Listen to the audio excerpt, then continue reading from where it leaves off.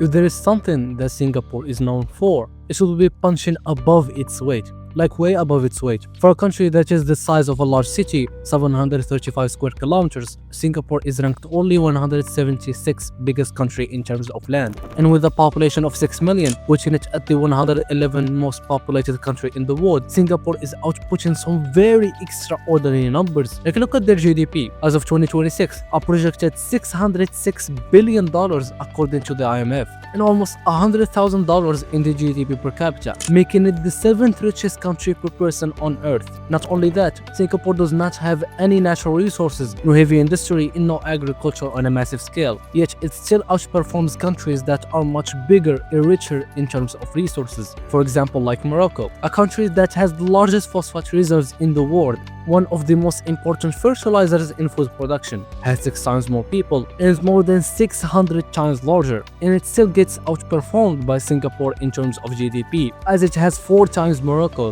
And now let's compare it to one of its neighbor countries. Let's take Malaysia for example. Has some decent oil and gas reserves, 450 times larger than Singapore, and 5 times more populated. With all of those perks and advantages, Singapore still has a bigger GDP, as Malaysia is short more than $150 billion from Singapore's GDP. And in terms of the GDP per capita, Singapore still crushes, as it has 7 times Malaysia's as of 2024. And you might be curious to why I made that specific comparison. Well, that's just because Singapore was actually expelled from Malaysia back in 1965, after only 2 years of unity, as the Prime Minister at the time cried on live TV as he announced the separation, because he genuinely thought at the time that Singapore will not be able to survive after this expulsion. But here we are 6 years later, and Singapore is outranking Malaysia on every possible aspect.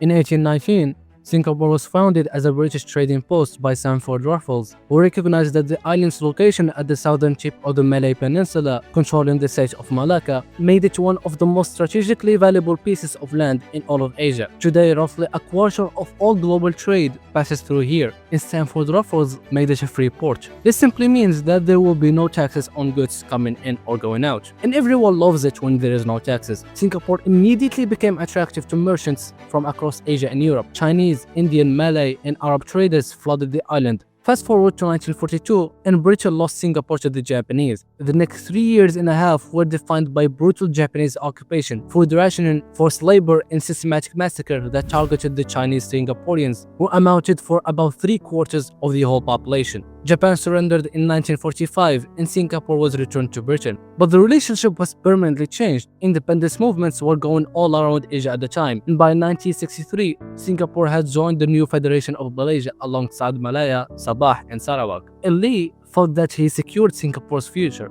He genuinely believed that his city-state can't survive without this merger, because remember that Singapore has almost nothing. No resources to sell, no industry, no agriculture. They even had to buy fresh water from Malaysia to this day. That is why Lee was sobbing on live TV as he announced Singapore's independence. That is because the Malaysia ruling party at the time, or the UMNO, was entirely built on the principle of Malay political dominance, and Singapore, having 75% of its population as Chinese, was directly interfering with the UMNO's political mission. And Lee did not stay quiet about this. He pushed for equal rights to all people regardless of ethnicity. And just like that, Singapore was a good-for-nothing country that was left to die. And looking back to the facts, it was highly probable. The majority of the population was living in overcrowded slums. The GDP per capita was as low as $500. 14% of the population was unemployed, and to add salt to the wound, the British military, which was employing 10% of the whole population, was preparing to leave. But let me tell you why Singapore's economic revolution is a very special case study. Every country we have covered so far, all of them had something to start with. China had its very big population in a cheap labor market. Japan still had its educated workforce in a strong industrial base. And South Korea had massive backing from the US. But Singapore, they had to build everything from the start. Lee knew that in order to survive, he had to make this island as useful as it can be to the world. Kinda like what Taiwan did. The difference is, Singapore will not make the most advanced computer future chips in the world. Instead, they will create the perfect business environment so that the multinational businesses would want to have a base in Singapore. And it worked fantastically. Texas Instruments, Shell, HP, ExxonMobil, they didn't come because Singapore had resources. They came because Lee made Singapore the most reliable place in Asia to do business. And if you look at what Singapore was offering, it will make so much sense to why these multinational companies chose this tiny island out of all places. Singapore got political stability, zero corruption, ranking it the third globally on the Corruption Perception Index, an English-speaking workforce, excellent infrastructure, an amazing geographic positioning at the heart of the Southeast Asian trade, in a very competitive tax rates. Singapore has a 70% corporate tax as the high end, and for the personal income tax, it sits at 24% for incomes over $1 million. Also, there is a reason why Singapore has a pretty much non-existent corruption. That is because Lee identified corruption as the single worst thing that sits between Singapore's dying and it becoming one of the richest countries on earth. Remember that Lee's whole strategy was to attract companies from all around the world, but these countries will never set foot in Singapore if their contract will not be honored, or anybody will be able to buy the contract due to corruption. So Lee began giving his government officials one of the highest salaries in the world to remove the incentive to be corrupt, and simultaneously give the Corrupt Practices Investigation Bureau, or the CPIB, real authority, the power to investigate ministers and the Prime Minister himself, and the results already speak for itself.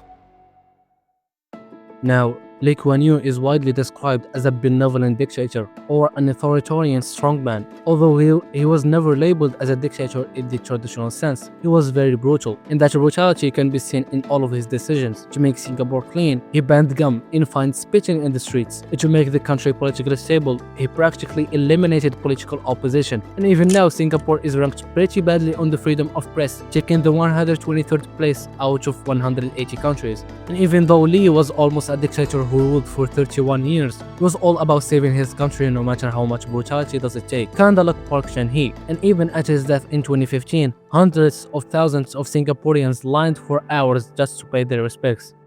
Singaporeans have lined the streets in heavy rain to see the funeral procession of their founding father and first Prime Minister Lee Kuan Yew. He made his country 7 times richer per person than the country that had thrown them out in the first place, and turned Singapore into a prime example to what a successful, resources country should actually look like. Alright guys, this was it for today's video. A like and a subscribe will be very appreciated, and see you next time.